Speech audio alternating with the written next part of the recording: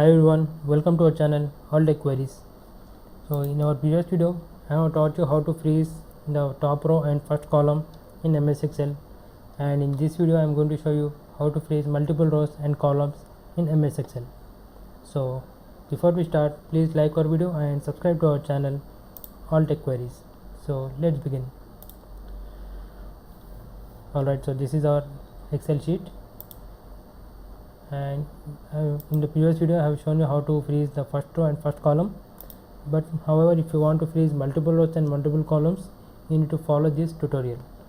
So usually what users are doing is selecting these two rows and going to this option and choosing freeze pen. Okay, so what it is doing is it is only freezing the first row. Okay, it's not freezing the second row. So there is a trick here which you need to understand. I will undo this option. Okay, so I'm going to unfreeze current use. Okay.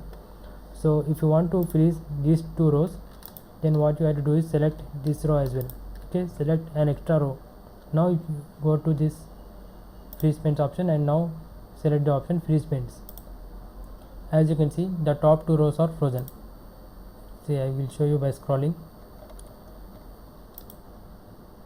See, so this is a small trick here which you need to understand. And if you want to freeze top 4 rows, then select 5 rows. Okay, select one extra row, then go to this freeze pen. Okay, first you need to unfreeze the previous pen. Now again go to this and click on freeze pen. Okay, so now top 4 rows are frozen. Okay, so all you have to do is select one extra row. Okay, you can freeze as many rows, as many columns as possible. I will also show how to freeze columns in this.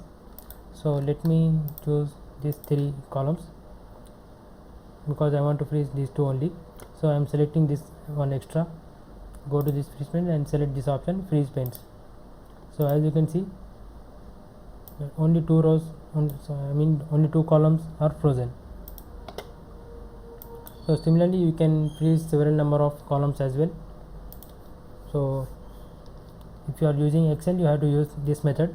And I have also made a tutorial on how to freeze multiple rows and columns in Google Sheets. So in Google Sheet it is much easier, so I suggest you check that video as well. I will leave the link in the description. And if you have any more queries regarding Excel, Word or any tech related queries, you can comment below. I will try to solve your issues. So that's all for today guys. I hope this video was helpful. If it is, then leave a like and also subscribe to our channel All Tech Queries.